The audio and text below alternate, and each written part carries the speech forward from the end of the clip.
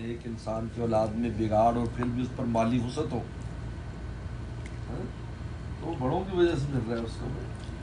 اللہ اس کا عمل کو دیکھ ہی نہیں رہے کہ بھائی ان کے بڑے نے ہمارا خاص تھا، یار تھا.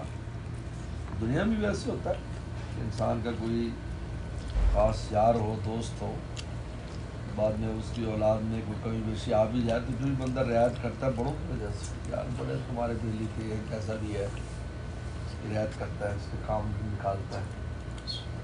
تو اس لیے والدین کی وجہ سے آگے اولادوں کو رزق روٹی ملتی ہے.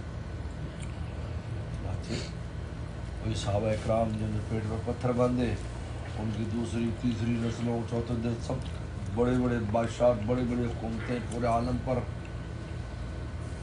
عباسیوں کی حکومت 600 سال رہی، امیوں کی 150 سال رہی، 800 سال عربوں کی حکومت پورے عالم پر رہی، پورے عالم پر رہی.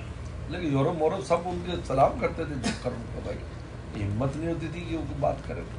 دنیا کی جتنی حکومتیں تھیں وہ اسلامی حکومت کے سامنے سرنگو رہتی تھی، پنگا نہیں کر سکتی تھی.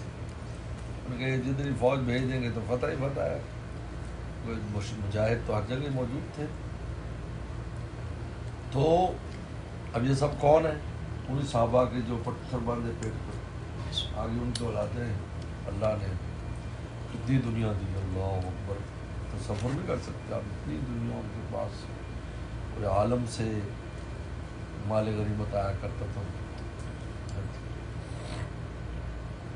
بغداد میں روزانہ قافلے کے قافلے مال غنیمت لے کے آتے تھے. اور مال غنیمت اگر جنگ نہیں ہوتی تھی تو وہ بعد گزار تھے، پیسہ دینا پڑتا تھا. سرحدی جتنے ملک تھے ٹیکس ادا کرو، تبھی حملہ کرتے. بڑوں کی وجہ سے بعد میں ان کی کمی بیشیں جتنی بھی ہوں اللہ نے آگے ان کو نوازا. اللہ تعالیٰ کی ترتیب ہے، اپنے جو پیارے ہوتے ہیں ان کی آگے اولادوں پر ان کو ہمارے بعد. اس لیے میں تو ہمیشہ ہی اصال ثواب ہی حاشیہ کرتا رہتا ہوں کہ ہمارے بڑے جتنا اور اونچا مقام وہاں پائیں گے ہمارے ہی فائدہ ہے، ہمارے ہی فائدہ. اللہ اور آخرت میں بھی قرآن کے تعلق رکھنا بھی ضروری. آخرت میں کیا کریں گے، یعنی دنیا میں یہ، اور آخرت میں کیا کریں گے، ان کی اولادوں کو ان کے ساتھ ہی ملا دیں گے. بس ایمان کے ساتھ جائیں وہ.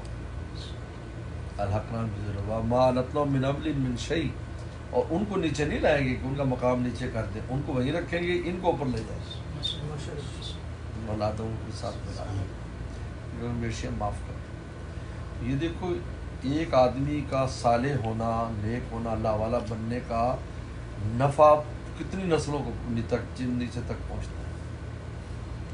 میرے شیخ فرماتے تھے بھی تم اللہ والے بن جاؤ، تمہاری نسلیں بھی تبدیل ہوئی، دین کے اعتبار سے، دنیا اعتبار سے، آخرت اعتبار سے، ہر اعتبار سے تم ٹھیک ہو جاؤ، تم نیک بن جاؤ. تم کوشش کرو اللہ کے دوستوں کی سب میں شامل ہو جاؤ.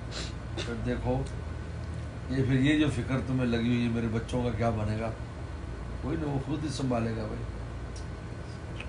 یہ زیادہ فکر ہوتی ہے نا، یہ دین ہو اور دنیا ہو، اللہ تعالیٰ دونوں عطا فرما دیتے ہیں. دین پر بھی کیونکہ اتنے تو دین پر قائم رہتے ہیں کہ ایمان بھجتا ہے، پھر ہی ان کو آخرت میں نوازتے اور دنیا میں بھی اللہ تعالیٰ ان کو نوازتے ہیں، دنیا بھی نوازتے.